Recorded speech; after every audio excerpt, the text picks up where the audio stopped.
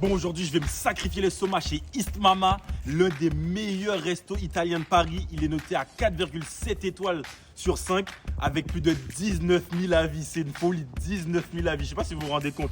C'est-à-dire que c'est super bon. On va voir ce que ça donne.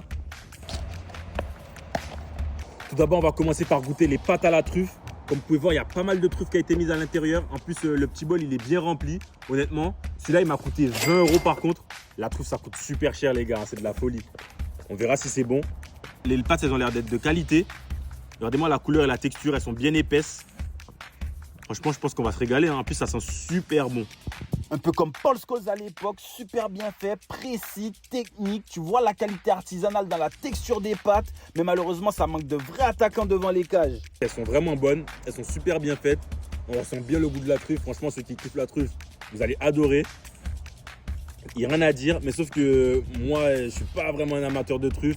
Je trouve que ça manque un peu de viande. Ça aurait été, il y aurait eu du poulet avec en plus. Ça aurait été parfait. Pour moi, ce sera un 7 sur 10, les gars, tout en sachant qu'un petit pot comme ça, il m'a coûté 20 €. Est-ce que pour vous, c'est quelque chose qui est assez rentable? Les pâtes à la truffe, 20 €, pas de viande à l'intérieur.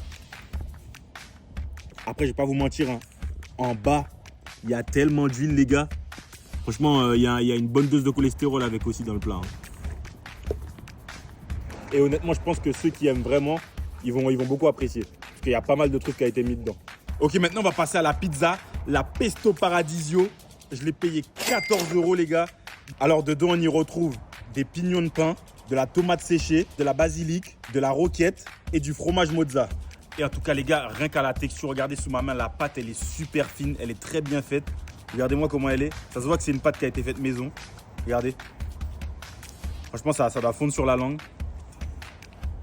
Là, on est clairement sur le Lorenzo Insigne Prime de Napoli. Petite taille, finesse incroyable, une technique qui te régale. Honnêtement, même sans viande, il arrive à te faire plaisir. Franchement, les végétariens, je suis agréablement surpris. Il n'y a pas de viande, mais ça ne me dérange absolument pas. Je vais mettre un 9 sur 10 parce que pour une pizza qui n'a pas de viande et que j'apprécie autant, c'est vraiment surprenant. Du coup, conclusion de cette dégustation.